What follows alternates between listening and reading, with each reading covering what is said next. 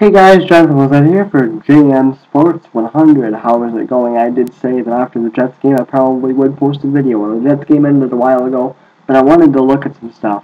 I went through, and I know it's only been 3 weeks, and it's only the preseason, but I went through and I tabulated all of the point totals for all 32 teams in the NFL. Now, you'll be amazed with what you come by. The Jets, by far, have scored the least amount. I shouldn't really say by far. I'll get to something interesting here about that in just a second. Jets lose again tonight. Still didn't look very good. And I think if you are the New York Jets and you want to rest your starters against the Philadelphia Eagles, I don't think you should do that. I don't think you want to go into the preseason. You want to go into the regular season not having thrown a touchdown pass or even ran scored a touchdown with your starting offensive guys. I really don't think you want to do that. But I will say this: it's very, very interesting. In fact, I completely tabulated all of this. Basically, it seems like in the 50s is where you should be as far as average. There are 12 teams in the NFL that have scored that have point totals in the 50s. There are 28 teams that have scored 50-plus points. The four that have not, Miami, Dallas, the Jets, and another team that just give me 2 seconds here and I can tell you, and I'm kind of disappointed in myself that I didn't remember. Buffalo as well, yeah. Buffalo, a team that I thought I was going to be high on. Still kind of am, even though they're 0-3 and they've only scored 27 points. Of course, we all know that the Jets had the least amount of points. They did not score a touchdown again tonight in their loss, so the Jets through 3 games have 21 points. The next lowest total is Buffalo with 27 points. So do the math really, really quickly right there. Buffalo is the second lowest scoring team, 6 points ahead of the Jets. A touchdown ahead of the Jets, which is exactly what the Jets are lacking. I found that kind of interesting that they were a touchdown. That the Bills were technically a touchdown ahead of the lowest point total in the NFL. Meanwhile, on top of the list is Seattle with a astounding 101 points behind the play of Russell Wilson and stuff there. Look out for that Seattle team. I think they're going to be good. I don't know about Russell Wilson. If he's going to be a good quarterback, I think he'll be fine if he can stay healthy. One thing, though, people need to realize, everybody thought, well, Matt Flynn's is hot commodity. Matt Flynn has a ton of talent, but one thing that people fail to realize is he looked good in Green Bay, but keep in mind, he had people like Jordy Nelson and Greg Jennings and Donald Driver. He had all this talent behind him, and that definitely does help. I want to take a quick look and just show you what Seattle has done in the preseason, because it has been extremely impressive. I also want to just for a second talk about Celtic Cops are coming to take me away. Probably not, but maybe. I also want to talk about the Raiders and what they've done. Seattle started the preseason off 27-17 win over the Titans.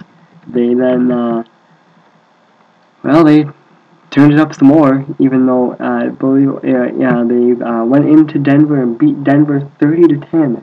And then in week 3, just this last week, of course, annihilating Kansas City in the way that they did, 44-14, which adds up to 101 points for the Seahawks. Okay, now here's how well the Seahawks are doing. The next highest total is Baltimore with 88. So that's 23 more points that Seattle has scored. I don't really know who cares about this. I don't even know why I do all of a sudden. I'm becoming kind of a stats nerd. But I will go through the point totals really quickly through 3 weeks and kind of let you know who everybody is. And I may do a preseason wrap-up type video after the preseason week 4 is over, which ends on Thursday this week. Only 2 games of action, Wednesday and Thursday. And then of course college football starts as well on Thursday night. So, interesting thing there. But anyway, here we go. This is in no particular order. This is just how I did it. Saints of 81, Arizona 85, Washington 68, Buffalo 27, Baltimore 88, Atlanta 59, New England 52, Philadelphia 78, Pittsburgh 87, San Diego 81, Packers check in with 50, Broncos of 65, Bears 58, Bengals 54, Jets that lonely 21, Browns 64.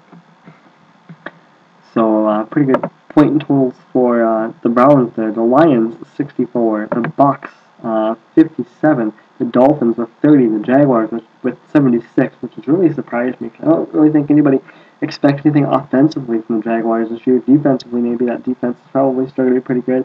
The Giants at 74. Nobody really all surprised by that. Kansas City with 58. I was a little surprised by that, not going to lie. 49ers 55. Vikings 52. Texans 73, not really all that surprised there. Carolina with 53. I actually thought it maybe just be a little higher than that. I mean, really high on Carolina this year in that division. 101 points for the Seahawks, 79 for the Titans, 79 for the Colts, 53 for the Rams, 43 for the Cowboys, and 58 for the Raiders.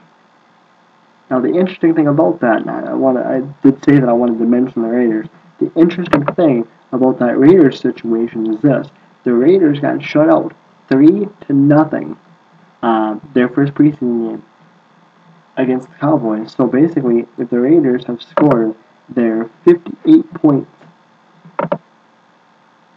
in 2 games, as fire trucks whiz by me, in 2 games they've scored their 58 points. So that was pretty amazing. I don't look too much into it. I don't really expect big things from Oakland.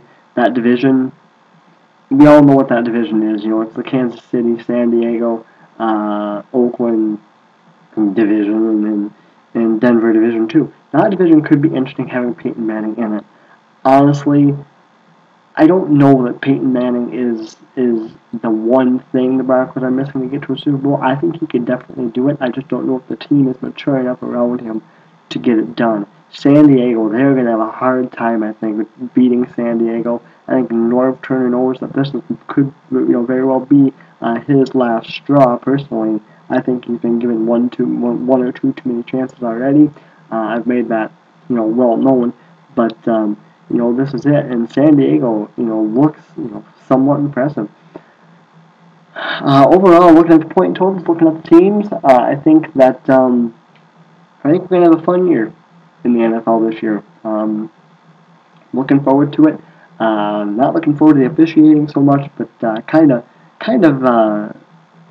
looking forward to everything else. Everything else kind of has a good, okay, solid feel to it. So, looking forward to everything else. I think it's going to be a fun NFL year. I think it's going to be a fun college football year, too. Cannot wait for any of that. I don't know how many times I will be back this week. I know that.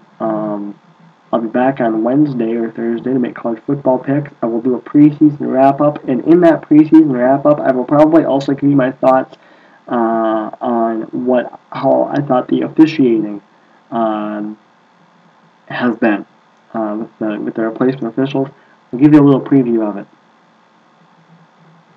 Blah. They gotta go. It can't happen. This NFL could take a little bit of a hit this year if that keeps up. Alright, well, I'm just rambling on, guys.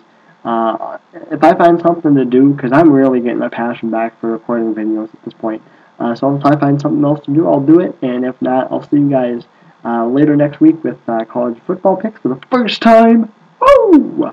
Excited about that. And your NFL, well, no, I guess I won't be doing an NFL preview, but I will be doing college football picks and a preseason wrap-up and whatever else my happy little butt decides to do.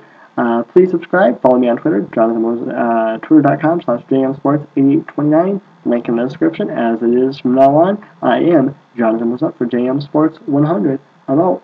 Peace.